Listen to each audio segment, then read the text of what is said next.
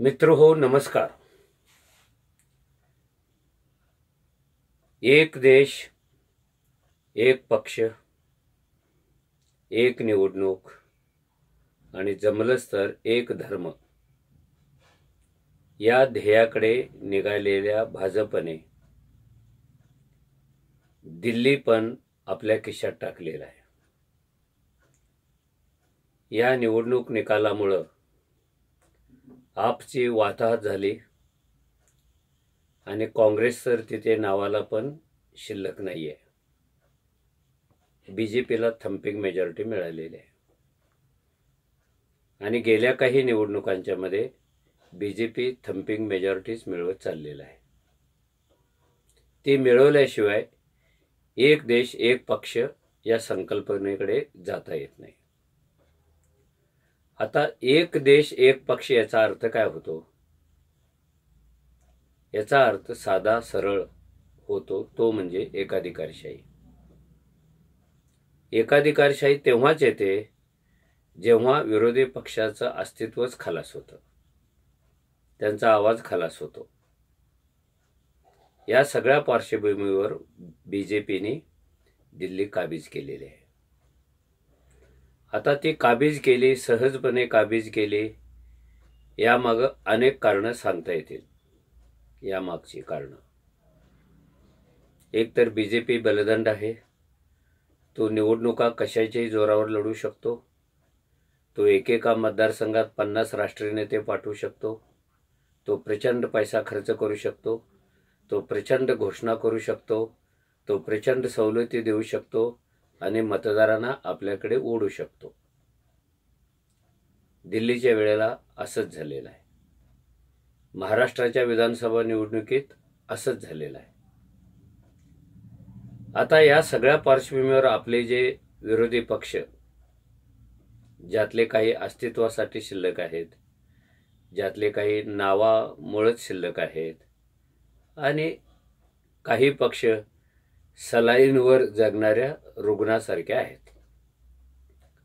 तरी सुद्धा याने एकत्र येऊन ही दिल्लीची निवडणूक लढवायला पाहिजे होते। लोकसभेच्या वेळेला जी इंडिया आघाडी होती ती दिल्लीच्या विधानसभेमध्ये नव्हती। इंडिया आघाडीमध्ये एकत्र असणारे अनेक छोटे मोठे पक्ष दिल्लीच्या विधानसभा निवडणुकीत परस्परांच्या विरुद्ध लढले। आप विरुद्ध काँग्रेस, आप विरुद्ध अजून काही। त्यामुळं इंडिया आघाडीने लोकसभा निवडणुकीमध्ये जो मताचा एक गट्टा तयार करण्यामध्ये यश मिळवलं होतं, तसं काही इथे होण्याची शक्यता नव्हती। या निवडणुकीत काँग्रेसने जेवढी मते मिळवलेली आहेत, पराभूत झालेल्या काँग्रेसने, तेवढ्या मताच्या निम्म्याने अनेक ठिकाणी आपचे उमेदवार पराभूत झालेले आहेत। केजरीवाल यांचं तसंच आहे। आपण कल्पना करू शकतो, हे सगळे एक झाले असते तर बीजेपी विजयी झाली नसते असा त्याचा अर्थ नाही।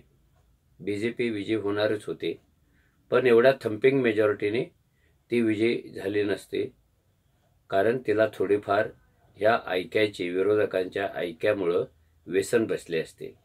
तसं काही इथे घडलं नाही। ही निवडणूक कोणत्या पार्श्वभूमीवर लावली गेली? निवडणुकीच्या अगोदर आपचे जे महत्त्वाचे नेते होते, मुख्यमंत्र्यापासून, उपमुख्यमंत्र्यापासून, मंत्र्यापासून, त्या सगळ्यांच्या मागे ईडी लावण्यात आली। त्यांच्यावर भ्रष्टाचाराचे आरोप झाले, दारूपासून शाळेपर्यंत। या आरोपामुळे अनेक महत्त्वाचे नेते तुरुंगात गेले। काही जण वर्षभर राहिले, काही जण 6 महिने राहिले, काही जण 4 महिने राहिले आणि बाहेर त्यांचा हा पक्ष खिळखिळा होत होता।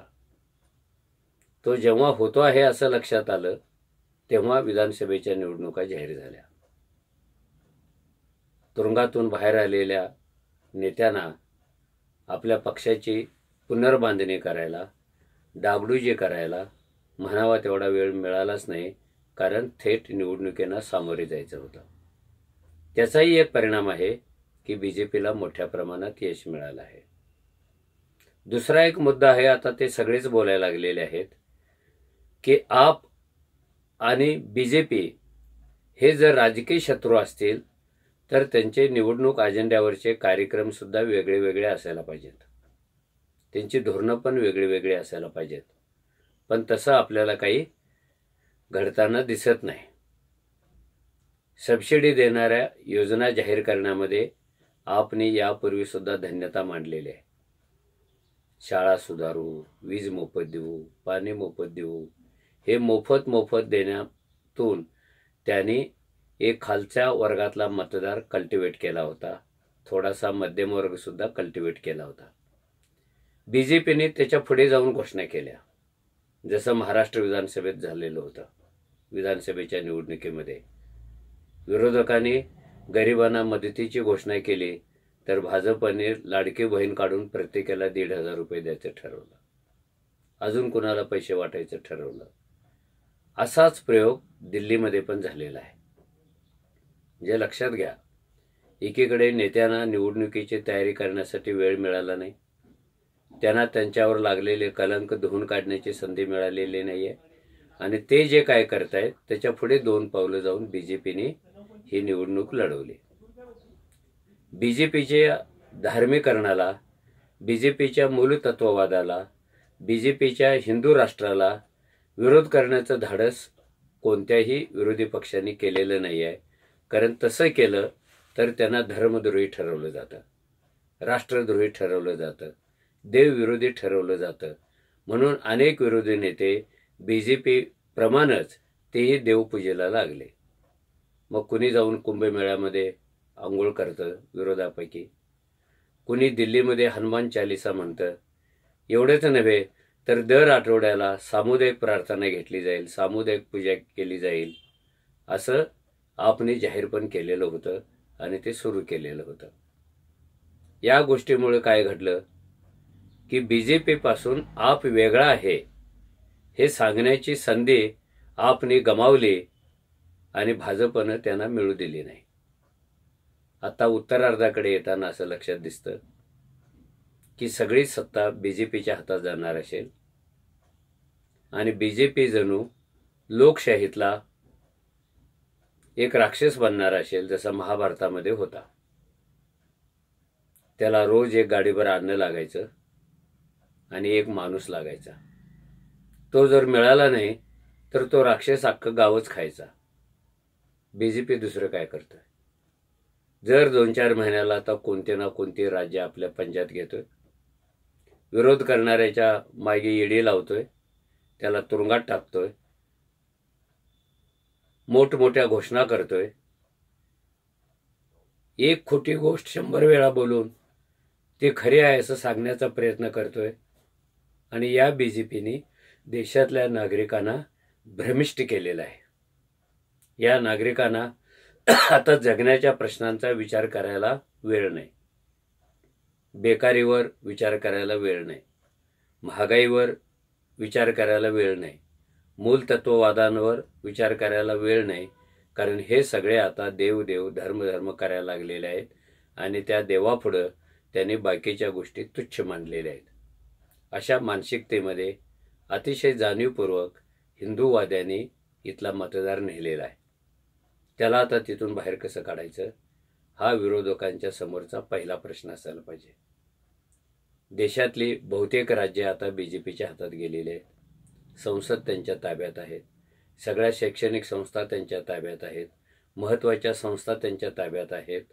असं सगळं ताब्यात ठेवणारा पक्ष किंवा नेता एकाधिकारशाहीकडे वळणारच नाही, अशा भ्रमात कोणी असायला नको. म्हणून हा व्हिडिओ. याच्यावर एकच उत्तर आहे की लोक हो, भ्रमातून बाहेर पडा. आपलं संविधान कुठे चाललंय, आपली लोकशाही कुठे ओढून नेली जाते, याचा विचार करा. हेच उत्तर लोकांनी द्यायचं आहे. कारण लोकांच्यासाठी लढणारे, त्यांचा आवाज ठरलेले विरोधक पंगू बनलेले आहेत, ते आवाजहीन बनलेले आहे.